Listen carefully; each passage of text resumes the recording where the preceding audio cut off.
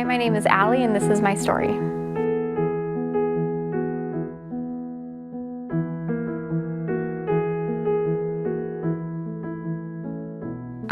I went to church when we could around sports practices, and I knew about Jesus, but I definitely didn't know him. When I was in high school, I did 3 sports. I was a runner and a cheerleader and a hockey player. My sophomore year, I was dropped in cheerleading from about 15 feet. And I landed straight on my hip, but as an athlete, you grow up being told, okay, you're all right, get up, brush it off, and keep going, and so I did. Fast forward until my senior year, it finally caught up with me. And that's when I finally went to the doctor. My hip had gotten pretty bad by that point. And the words that I heard as a 17-year-old athlete who, had an identity as an athlete, that's how I saw myself. The surgeon told me, "You'll never run again." So I was pretty devastated. I'd grown up as a competitive athlete, and so that's really how I identified myself. That was, who I was.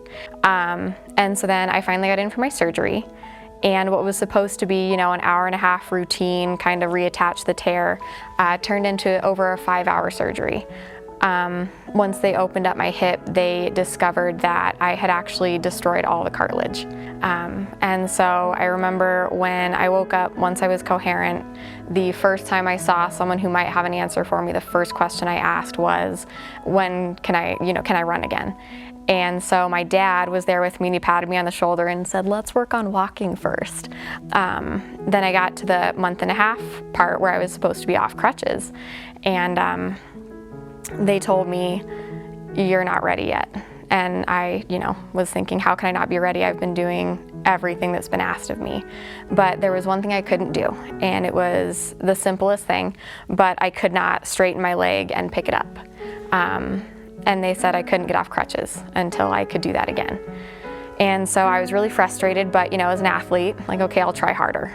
And so I just kept going, and I remember I would sit on the physical therapy table and my leg would just shake. I tried as hard as I could and nothing changed. My leg just shook there. And so, I tried again as hard as I could, turned red in the face. My leg was shaking like crazy, but it wasn't moving.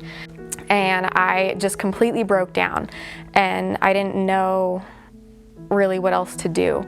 And so I just had this moment where I just completely broke down. I was bawling, ugly crying. And so I finally just thought of the last thing, the one thing I hadn't done yet. And so I just turned to God and I said, "God, I can't do this without you." So took a deep breath, and then it was like this incredible calm washed over me. And I was like, okay, try again. And my leg went up. And it was like in that moment, I felt God's presence saying okay, you asked for help, here you go.